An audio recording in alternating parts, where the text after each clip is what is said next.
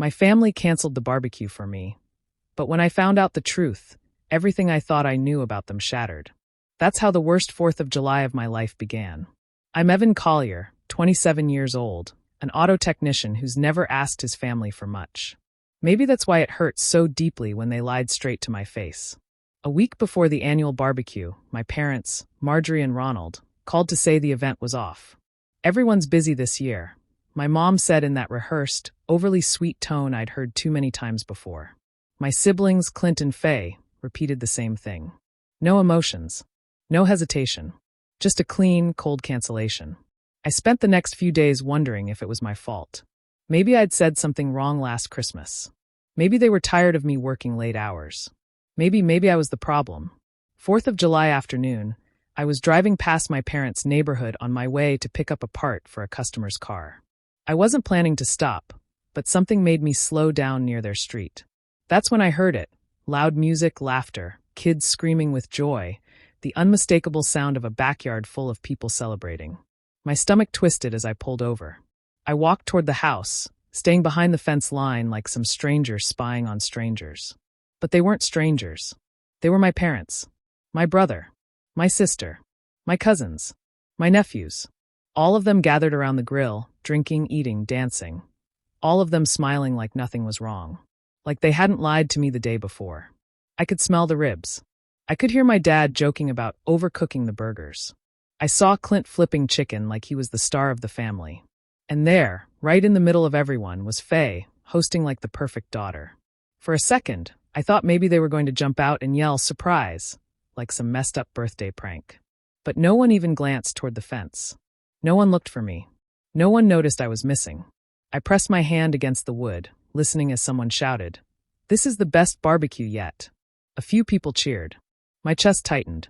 I didn't belong there, not according to them. I wasn't important enough to invite. I wasn't even worth the truth. I took a step back and felt something break inside me. Not loudly, not dramatically, just a quiet split, like a rope that had been pulled too tight for too long. That was the moment everything changed. The moment I realized the people I loved most had chosen to erase me from a family tradition I'd grown up with. And the worst part, I still had no idea why. But I was going to find out, even if the truth destroyed whatever little love I had left for them. Evan barely slept that night. Every time he closed his eyes, he saw his family laughing around the grill, plates piled high, kids running through sprinklers. Everything he'd been told wasn't happening. By morning, the shock had settled into a hollow heaviness in his chest. Part of him wanted to pretend he hadn't seen anything, to chalk it up to misunderstanding. But the image of Clint flipping chicken like he owned the place kept replaying in his mind. They hadn't forgotten him. They hadn't gotten busy. They had chosen to exclude him. He needed answers, even if he wasn't ready for them. He called his sister, Faye, telling himself to stay calm, to give her the chance to explain. She picked up on the second ring, cheerful as ever. "Hey, Evan. Everything okay?" "Yeah," he said, though his voice was tighter than he expected. "Just wanted to check in about the barbecue. You sure it was canceled?" There was a pause, tiny but just long enough to sting. "Yeah, of course," she said smoothly. "Dad wasn't feeling well, and everyone had stuff going on. Total mess this year." Her voice didn't shake. She didn't stumble. She didn't even pretend to be sad about it. She'd rehearsed this lie. It slid out of her easily, and that hurt more than the exclusion itself. "Right," Evan said slowly. "Just wanted to be sure." He hung up before she could say anything else. His hands trembled with frustration. She had looked him in the eye so many times over the years. Birthdays, holidays, late-night talks, and now she was capable of lying to him without blinking. How long had he been shut out without realizing? Later that afternoon, he stopped by the mechanic shop to drop off some tools when Mason, Faye's 8-year-old son, ran up to him. "Uncle Evan." Mason hugged his leg before Evan knelt to greet him properly. "How's my little man doing?" Evan asked, trying to sound upbeat. "Good. Yesterday was fun." Mason grinned, eyes sparkling. "Mom let me have 2 cupcakes at the barbecue." Evan froze. Mason didn't notice. Kids never do. "Uncle Clint brought fireworks. Did you see them?" "Oh, wait, were you there?" "I didn't see you." His small voice was innocent, curious, unaware that each word was slicing deeper. Evan swallowed hard. "No, buddy. I wasn't invited." Mason's face fell. "But everyone was there. Grandpa, Aunt Delora, Even Aunt Bree flew in. Mommy said, "Mason." Faye suddenly appeared, grabbing her son's shoulder. Her smile was tight. "Let's get going, sweetie." As she pulled him away, she didn't even look at Evan. Not once. Driving home, Evan felt something darker than sadness settle inside him. It wasn't just a mistake. It wasn't a scheduling issue or a miscommunication. This was intentional, a planned exclusion. And the people responsible were the ones who were supposed to love him the most. He sat in his car for a long time, gripping the steering wheel, breathing through the ache in his chest. He needed to know why. He needed to understand what he'd done, or what someone had told them he'd done. Because the silence wasn't an accident. It was a message, and he wasn't sure he was ready for what it meant. Evan couldn't shake the feeling that something deeper was going on, something no one wanted to say out loud. The silence, the lies, the way Faye avoided his eyes, it all pointed to something rotten beneath the surface. And if there was one person in the family who never sugarcoated anything, it was Aunt Delora. She'd been his favorite growing up, mostly because she said whatever everyone else was too scared to admit. If anyone would slip up and tell the truth, it would be her. He drove to her house that afternoon. She lived only a few miles away, in the same cozy brick home she'd had since before he was born. When she opened the door, she lit up. "Evan, you haven't visited in weeks. Come in, come in. You want pie?" He didn't. His stomach was too tight for food. But he followed her into the kitchen anyway, trying to match her warm energy. They sat across from each other, Delora digging into a slice of blueberry pie while Evan tried to figure out how to start. Finally, he swallowed and said, "Aunt Dee, did you go to the barbecue yesterday?" Her fork froze halfway to her mouth. "Of course. Your father asked everyone to be there." A slow chill crawled down Evan's spine. "He asked everyone?" "Yes," she said lightly, not thinking anything of it. "He said it was important everyone came, especially since you weren't going to be there." Evan's heart thudded painfully. "He said I wasn't going to be there?" Delora nodded, waving her fork casually. "Yes. Ronald told us not to mention anything to you. Said it was better for everyone's comfort." The room went still. Evan felt the words hit him like a punch. "Comfort? Whose comfort?" "Aunt Dee, what do you mean comfort?" His voice sounded strained even to himself. "Oh, honey," she sighed, realizing too late what she'd admitted. "Maybe I shouldn't have." "No," he said firmly. "Tell me, what did Dad say?" Delora pushed away her plate, guilt softening her features. "I don't know all the details, but Ronald told the family that it was best you stayed away for a while. Something about tension, or drama, or you making people uncomfortable." Evan felt his breath catch. "Me? Making people uncomfortable? Why would he say that?" "I assumed you knew," she whispered. He shook his head slowly. "I don't. No one has said anything to me. No one's told me I did anything wrong." Delora reached across the table and took his hand. "Sweetheart, families sometimes create stories when they don't want to face the real problems. If your daddy said something, others probably ran with it. Ran with it. Like a rumor. A lie." A sinking feeling pooled in Evan's stomach. This wasn't just an exclusion. This wasn't a misunderstanding. Someone in his family was deliberately painting him as a problem, twisting a narrative behind his back. And he had a terrible, growing suspicion about exactly who would benefit from making him look bad. Someone was spreading lies about him, and he was done letting it happen. Evan left Aunt Delora's house with a heaviness that clung to him like wet clothes. For everyone's comfort. The words kept replaying in his head, twisting deeper each time. What had his father told them? What lies had been passed around until they became the family's version of the truth? He needed to hear it from someone who didn't know he was listening. Someone who wouldn't try to protect him with half-truths. 2 days later, he got his chance. He stopped by his parents' place to return a toolbox he'd borrowed months earlier. No one was home, but 2 of his cousins, Trisha and Damon, were in the driveway talking beside Damon's truck. They didn't see Evan approach. He kept his steps quiet when he recognized his own name slip into their conversation. "I mean, I get why Uncle Ronald didn't want him there," Trisha said, leaning against the truck. "Every time Evan shows up, something gets ruined." "Ruined?" Evan felt his jaw clench. Damon sighed. "Clint told me Evan stole money from him once. Like thousands. And never admitted it." Evan froze. Trisha gasped. "Seriously?" I knew Evan could be irresponsible, but stealing.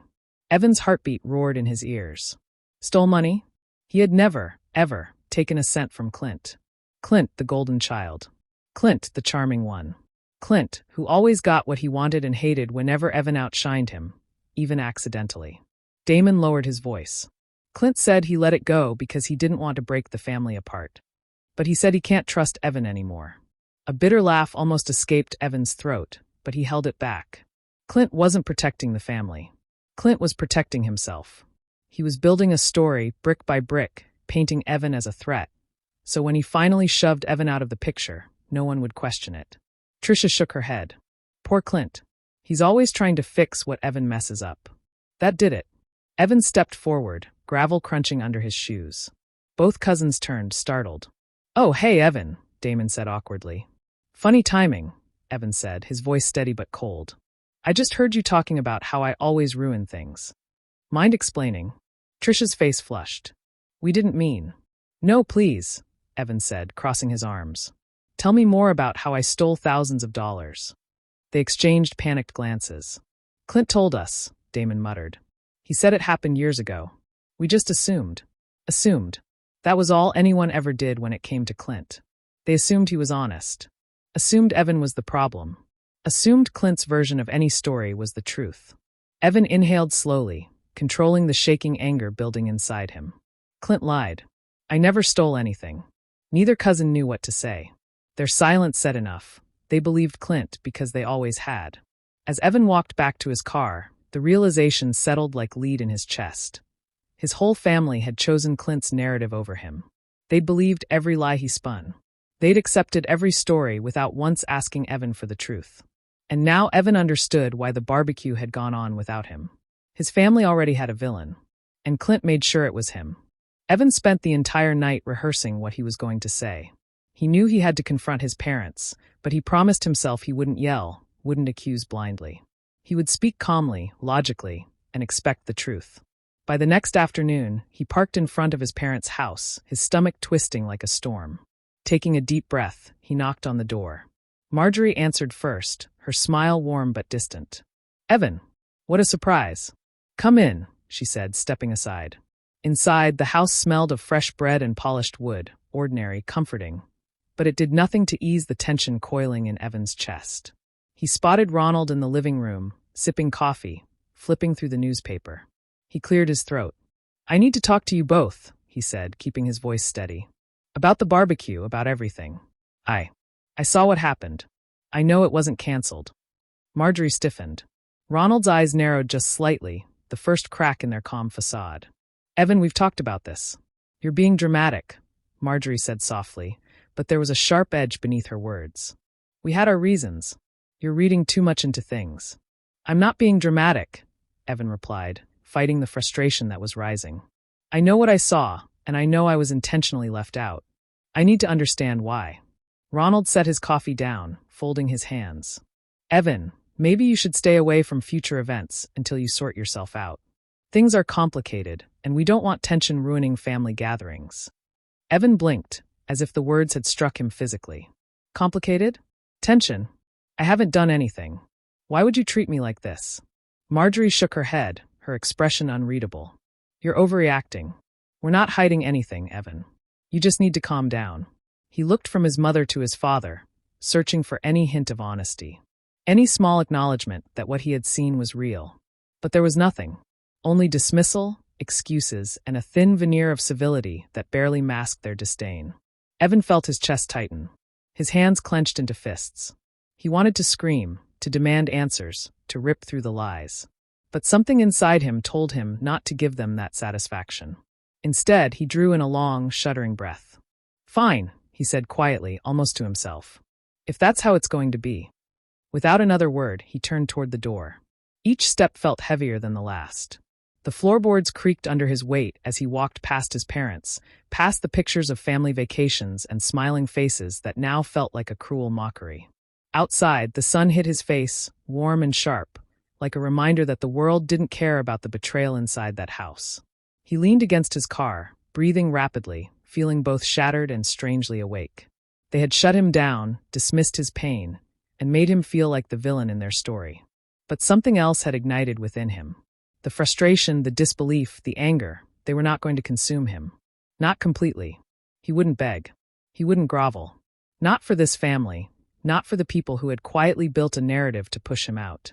He wiped his hands on his jeans, feeling the first glimmers of clarity. He didn't need their approval or their lies to define him. He would uncover the truth. Every detail, every lie, every betrayal. And when he did, they would see that Evan Collier was no one's scapegoat. And in that moment, determination replaced devastation. Evan couldn't stop thinking about what his parents had said, or more accurately, what they hadn't said. The words "sort yourself out" and "overreacting" echoed in his mind, but they no longer carried confusion or hurt. Now they fueled suspicion. Someone had deliberately set him up, and the pieces were slowly falling into place. He started with Clint. It wasn't a casual thought. Clint had always been competitive, jealous of Evan even as kids. But this felt bigger, more calculated. Evan began quietly asking around, visiting old employees at the family auto shop, friends who had once worked alongside both brothers, even former clients. At first, people were hesitant, unsure why he was digging so deep. But as he described specific incidents, missing invoices, late shipments, errors in records, stories began to surface, each one pointing the finger not at Evan, but at Clint. It hit him like a punch to the gut. Clint had been framing him for years. Every small mistake at the shop, every forgotten form, every missing payment, Clint had twisted the truth. He made it look like Evan was careless, untrustworthy, even dishonest. And the family? They had accepted it, silently supporting Clint's version, because it was easier than questioning him. Faye had known. That much was clear. She had seen it happen, watched Clint spread the lies, and said nothing. When Evan confronted her in passing, she offered only a shrug and a weak, "I didn't want to rock the boat." Evan felt a sharp, bitter pang of betrayal. His own sister had chosen comfort over truth. She had chosen silence over loyalty. And his parents? They had blindly sided with Clint, trusting him without ever asking Evan for his side. The sense of isolation, the weight of the betrayal, pressed down like lead. For a moment, Evan allowed himself to sink in that heartbreak. He remembered hiding behind the fence that 4th of July, hearing laughter that wasn't meant for him. He remembered Faye's lies, Mason's innocent slip-up, the cousins believing Clint's stories. He thought about how Ronald had brushed him off, how Marjorie had called him dramatic, how the entire family had let Clint's narrative stand unchallenged. And then, slowly, that heartbreak transformed into something colder, sharper. Determination. Focus. The kind of resolve that didn't beg for answers or plead for fairness. He wasn't going to sit and stew in anger. He was going to uncover everything. Every forged signature, every falsified invoice, every lie that Clint had told to make him look like the problem. And when he had the evidence, it would speak louder than his hurt ever could. Evan clenched his fists and breathed deeply. The betrayal had cut deep, but it had also given him clarity. This wasn't just about exclusion from a family barbecue anymore. This was about reclaiming his reputation, protecting his future, and exposing the person who had tried to destroy him from the inside. Clint thought he could push Evan aside quietly, make the family believe the lies, and take over everything. But Evan wasn't going to let that happen. Every step he had taken so far, every sleepless night, every uncomfortable conversation, it had all led to this. He would approach it strategically, methodically, and without emotion clouding his judgment. The pain would fuel him, the betrayal would sharpen him, and the lies would crumble under the weight of the truth. And in that moment, Evan knew one thing with absolute certainty. He was done being the victim. Evan knew that anger alone wouldn't fix anything. He needed proof. He needed facts, dates, records, something concrete that would show exactly what Clint had been doing behind the scenes. Emotional arguments, confrontations, and accusations would get him nowhere. If he wanted justice, he needed evidence, and he needed it meticulously. He started with old co-workers at the family auto shop. People who had worked there long before the lies began. Most were hesitant at first, wary of taking sides in a family feud. But Evan was calm, patient, and precise, asking only for what they could honestly share. Slowly, the stories emerged. Small mistakes that were always pinned on Evan, incorrect invoices, delayed orders, and missing payments, were all traced back to Clint's manipulation. One former accountant even confirmed that Clint had altered spreadsheets to make it look like Evan was responsible for late deliveries. The realization hit Evan in waves. Everything that had been used to paint him as careless, irresponsible, even dishonest, had been manufactured. Clint had carefully orchestrated a narrative, feeding lies and hiding mistakes under Evan's name. Each revelation felt like a hammer striking a wall of built-up anger and betrayal. But he refused to let it consume him. He collected the information, carefully photographing spreadsheets, keeping emails, and recording notes with dates and signatures. Every scrap of proof became a building block in the structure of truth he was constructing. He visited former clients next. Some remembered incidents where they had been told Evan had mishandled payments or mismanaged work orders. They confirmed that Clint had personally called to smooth things over, often admitting privately that Evan had done nothing wrong. Those admissions, once documented, were evidence of a long pattern of deceit. Evan's notebook filled with meticulous detail. Spreadsheets, emails, eyewitness statements, even casual remarks from people who didn't know he was gathering proof. He wasn't interested in revenge that would harm anyone physically. His goal wasn't destruction. It was exposure, truth, accountability. He wanted his family to see exactly how Clint had manipulated them for years, and how blindly they had accepted lies over fact. Even as he worked, Evan felt a quiet satisfaction building. This was control, the kind he hadn't felt in months. The anger from the barbecue, the betrayal from Faye, the cold dismissal from his parents. All of it was fueling him. But it was focused now, refined, purposeful. This wasn't reckless retaliation. It was justice, measured and deliberate. By the time the sun began to set, Evan had a complete dossier. Every document, every testimony, every alteration carefully noted. He read through it, ensuring there were no gaps, no questions unanswered. He felt a deep sense of readiness wash over him. Tomorrow he would confront the family, not with screams or tears, but with evidence they couldn't ignore.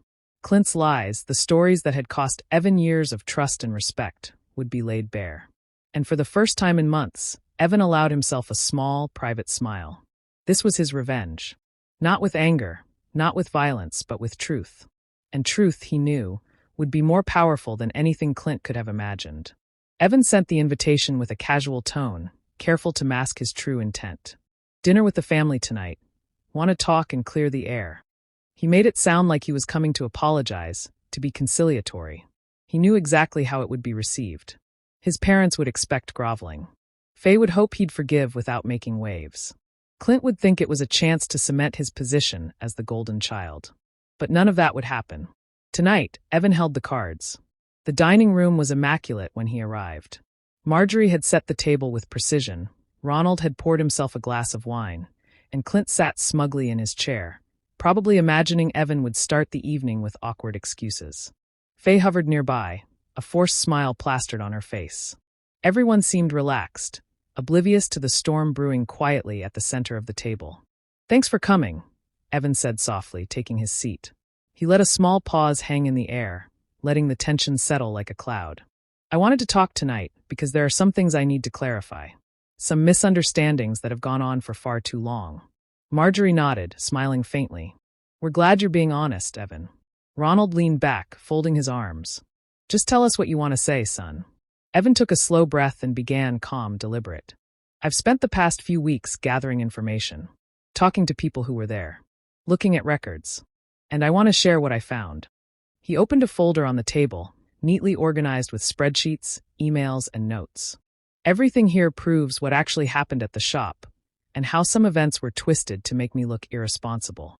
He handed a copy to Ronald, then Marjorie, and finally placed a set in front of Clint. The room went quiet. Clint's confident smirk faltered almost imperceptibly.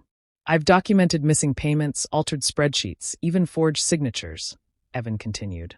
"Clint, these are mistakes attributed to me that you caused." He spoke without shouting, without accusing, letting the evidence do the work. "The family believed you, Faye stayed silent, and I was excluded from events because of it." Clint's face paled. He opened his mouth, trying to say something, but Evan held up a hand. "Go ahead. Admit it." Clint's eyes darted nervously around the table. I didn't mean for it to. I just wanted to." "You wanted to look better at my expense," Evan finished calmly. "And it worked until now." The air shifted. Marjorie's face twisted, not in anger at Evan, but in dawning realization. Ronald's arms uncrossed, and he leaned forward, scanning the documents. Faye's lips parted, guilt evident, and the cousin's expressions hardened. Clint tried to interject again, but every attempt was cut short by another piece of evidence Evan laid on the table. By the end of the evening, the room had turned. Clint sat, stunned, caught in his own lies. The power he had wielded for years evaporated under the weight of proof. Evan's calm, methodical approach had done what anger never could. It had exposed the truth. Evan leaned back, letting a quiet sense of victory settle in. He hadn't shouted, he hadn't begged, he hadn't cried. The truth had spoken for him. And for the first time in years, he felt like the son, the brother, the man who had finally reclaimed his place. Not because his family forgave him, but because the lies could no longer stand. The days after the dinner were quiet, almost painfully so. The family seemed unsure how to act around Evan, as if the room itself had shifted under their feet. He returned home each evening exhausted, not physically but emotionally, carrying the weight of years of betrayal now finally exposed. Ronald was the first to confront the reality of what had happened. In the garage one afternoon, he reviewed the evidence again slowly, methodically. Each spreadsheet, each email, each forged signature confirmed what Evan had already known. The truth was undeniable. The realization hit him hard, deeper than any lecture or argument could. His son, whom he had doubted, had been right all along. And Clint, the son he had so blindly trusted, had spent years building a false narrative, manipulating family and business alike. Ronald's face tightened, guilt and disbelief warring with the shock. Clint, sensing the shift, tried to justify himself, to weave excuses from lies he'd spun for years. But it was too late. Ronald removed him from his responsibilities at the shop, assigning him to less critical tasks while Evan's reputation was formally restored. The golden boy was no longer untouchable. Evan had not sought this. He hadn't wanted to humiliate Clint. But justice demanded accountability, and the family business couldn't thrive under deception. Faye approached Evan one evening, her eyes red, voice trembling. "Evan, I'm so sorry. I should have spoken up. I knew what Clint was doing, and I stayed quiet. I thought I was keeping the peace, but I see now I was wrong. Please forgive me."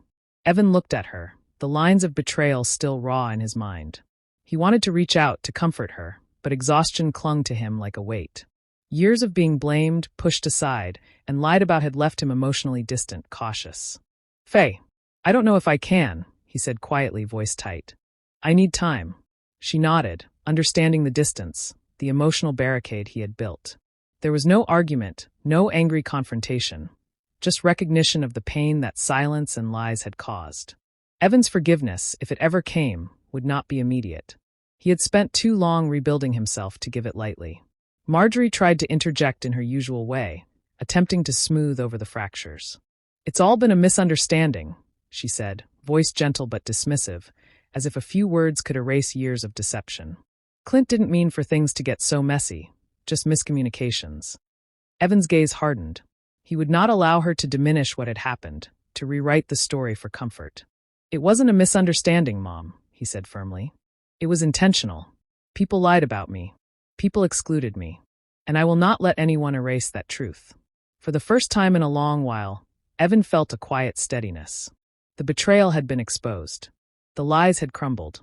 His place in the family, or at least his reputation, was restored, even if relationships remained fractured. He had survived the deception, endured the emotional assaults, and emerged clearer, stronger, and more certain of who he was. Evan knew some wounds wouldn't heal quickly, if ever. But he also knew this. The truth had been spoken, and no one could undo that.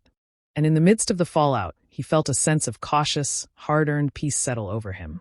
Evan stood in front of the empty lot he had rented, the smell of fresh asphalt and metal in the air, and took a deep breath. It was quiet, but it felt like the first time in years he could actually breathe. The family drama, the betrayals, the lies, all of it belonged to the past now. He had exposed the truth, set boundaries, and survived the fallout. Now it was time to build something entirely his own. With Aunt Delora's encouragement and support, he began setting up his own auto repair shop. She had always believed in him, offering advice, practical help, and occasionally just a listening ear. "You've got talent, Evan," she said one afternoon, wiping grease from her hands as she helped him organize tools. "Don't let anyone tell you otherwise. This is your chance to prove it, to yourself, not them." Evan poured himself into the work. Every car that rolled into his shop was an opportunity to prove that he was competent, skilled, and honest. Slowly, word spread. Former clients who had once trusted him despite the lies returned. New customers came based on recommendations. Within months, his small shop gained a reputation for reliability and integrity, something his father's larger business had struggled to maintain under Clint's influence. By the end of the year, Evan's shop was thriving. It outperformed his father's business in both revenue and customer trust. He had succeeded without needing to compete on shortcuts or deceit. The satisfaction wasn't just financial, it was deeply personal. Each success was a quiet, undeniable statement. He had reclaimed control of his life, his work, and his reputation. Inevitably, his family noticed. Calls came, initially awkward and tentative, asking for favors or small repairs. Clint approached, pretending to be casual, trying to reconnect under the guise of civility. Faye sent messages, tinged with guilt, offering apologies she hoped would be enough. Marjorie even tried to invite him to family events again. Evan listened politely, considered their words, but kept his distance. He didn't need to justify his absence, to validate their guilt, or to accept empty gestures of reconciliation. His revenge had never been about humiliation or vengeance in the traditional sense. His revenge was far quieter, far more enduring. It was his success, his peace, and his independence. They had tried to push him aside, to tarnish his reputation, and he had risen above it, not by breaking them, but by building himself. As he locked up the shop one evening, watching the sun set over the quiet street, Evan felt a calm he hadn't known in years.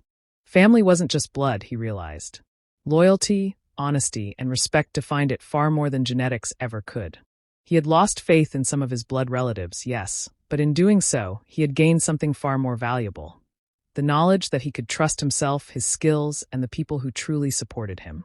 Evan smiled softly, turning the key in the lock. The past was behind him. His future was his own, built on hard work, truth, and the quiet, undeniable satisfaction of proving that nothing, not betrayal, not lies, not family politics, could stop him from creating a life worth living. His revenge had been completed. His life finally was his. Do you think Evan made the right choice by stepping away from his family and starting over, or should he have tried to mend things sooner? I'm curious to hear your thoughts in the comments below.